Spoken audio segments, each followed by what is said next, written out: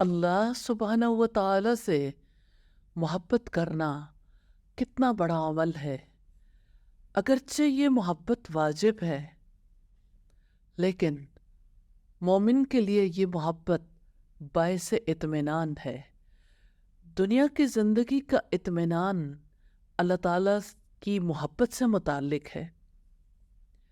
حقیقت یہ ہے کہ اللہ کے رسول صلی اللہ علیہ وسلم نے یہ محبت بھی سکھائی، اور اس محبت سے ملنے والا اطمینان اور اس سے نکلنے والے نتائج کے بارے میں بھی یقین دہانی کروائی۔ میں ایک واقعہ آپ کی نظر کرنا چاہتی ہوں۔ سیدنا ابن عباس سے روایت ہے، کہتے ہیں کہ ایک دن میں نبی کریم صلی اللہ علیہ وسلم کے پیچھے سوار تھا۔ آپ نے مجھے مخاطب کرتے ہوئے فرمایا، اے لڑکے، میری بات غور سے سنو، میں آپ کو کچھ باتیں سکھاتا ہوں، انہیں یاد کر لو۔ آپ اللہ تعالیٰ کے احکامات کی حفاظت کرو، وہ آپ کی نگہبانی کرے گا۔ آپ اللہ تعالیٰ کی طرف دھیان رکھو، اسے اپنے سامنے موجود پاؤ گے، اور جب بھی آپ کچھ مانگو صرف اللہ تعالیٰ سے مانگو۔ جب آپ مدد طلب کرو تو صرف اللہ تعالیٰ سے مدد مانگو، اور اس بات کو جان لیں کہ ساری امت اگر اس بات پر جمع ہو جائے کہ وہ آپ کو کچھ فائدہ پہنچائیں تو وہ آپ کو کسی قسم کا نفع نہیں دے سکیں گے سوائے اس چیز کے جو اللہ تعالیٰ نے آپ کی تقدیر میں لکھی ہو۔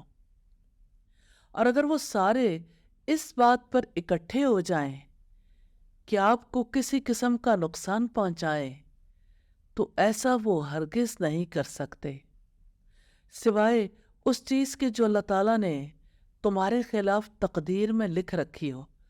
تقدیر کے قلم اٹھا لیے گئے اور صحیفے خشک ہو گئے۔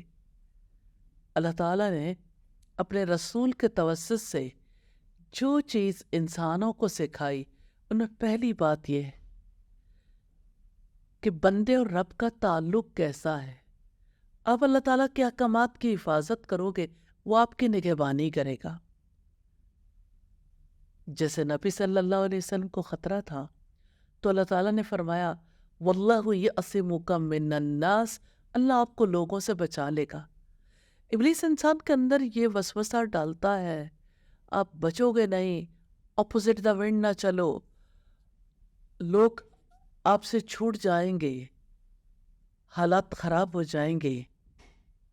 لیکن نبی صلی اللہ علیہ وسلم نے یقین دہانی کروائی کہ آپ اللہ تعالیٰ کے احکامات کی حفاظت کرو گے، وہ آپ کی نگہبانی کرے گا،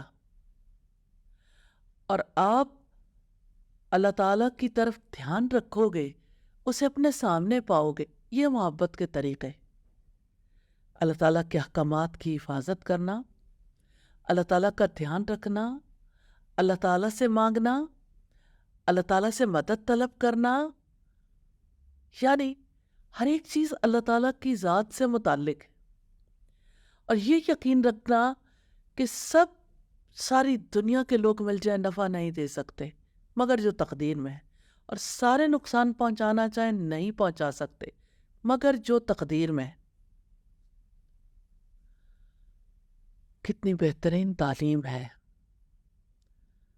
کس طرح سے نبی صلی اللہ علیہ وسلم نے اپنے رب کی طرف رجوع کرنا اور اس سے مدد مانگنا سکھایا۔